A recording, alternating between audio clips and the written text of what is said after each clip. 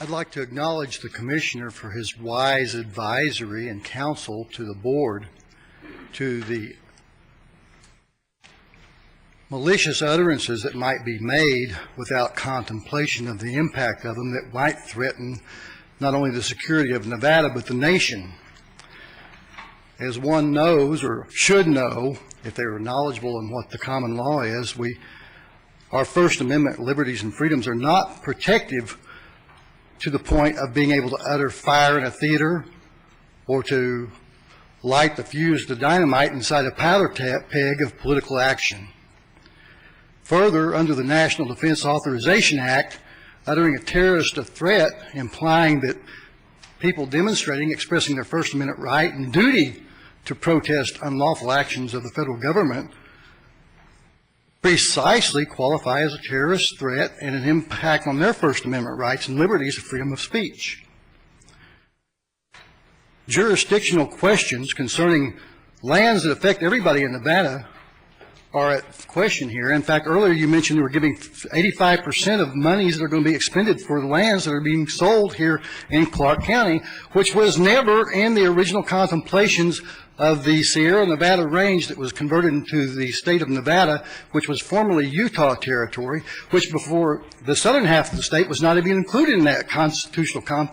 contemplation of lands ceded to the federal government. Not only that, this southern half belonged to New Mexico territory, later Arizona Republic territory, later state of Arizona territory, and still it was unlawfully seized by Nevada and under a legal theft, if you will. And therefore, these lands were never contemplated as being unassigned or assigned lands that were considered under the original constitutional seminal organic acts of this state. And why the city and the county of Clark wants to donate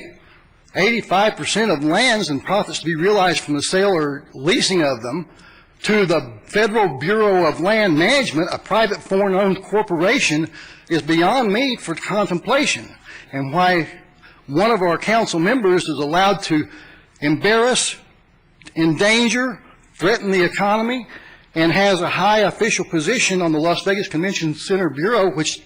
advertises to the world to bring business and revenue to our city, is beyond me. Why he is still sitting on this, he should have stepped down and removed himself for his unfortunate utterance, and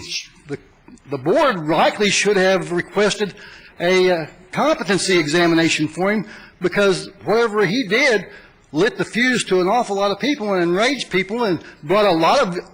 disparaging comments, and I don't discount they were very ill-spoken, many of them, but many of them were actually very correct.